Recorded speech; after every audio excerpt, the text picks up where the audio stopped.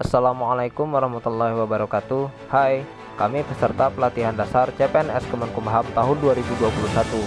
Pada kesempatan kali ini, kami membahas role model tokoh Artidjo Alkostar.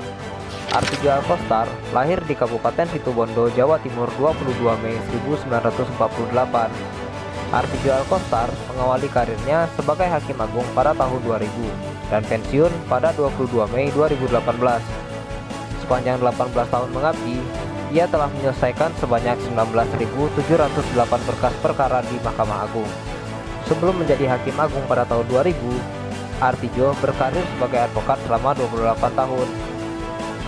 Artidjo adalah salah satu sosok hakim yang paling ditakuti oleh koruptor kala mengajukan kasasi di Mahkamah Agung. Lalu, apa saja nilai akuntabilitas yang bisa kita ambil dari sosok seorang Artidjo Alkostar?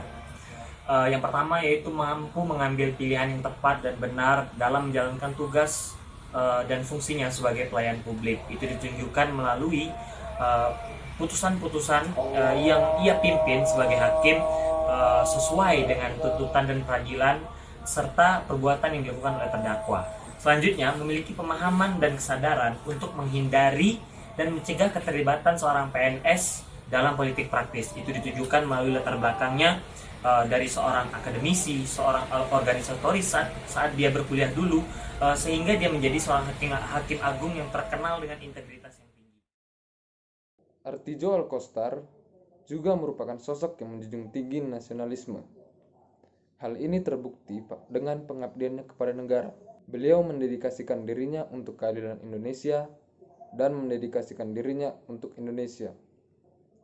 Beliau orang yang independen, pendiriannya kuat, tidak terpengaruh dengan interferensi.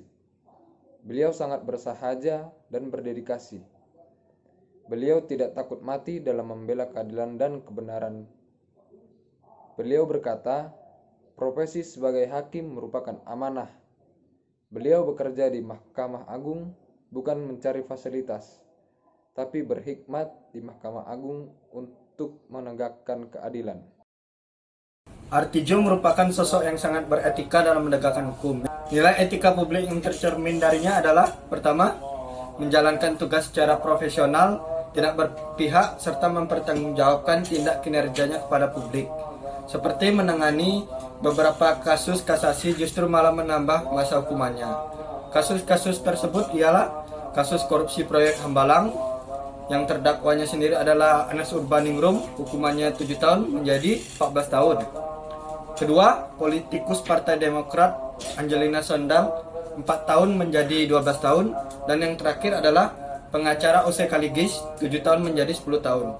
Yang kedua, nilai etika publiknya ialah memberikan pelayanan publik secara jujur, yaitu mengusir pemberian suap dan menolak isi cek kosong.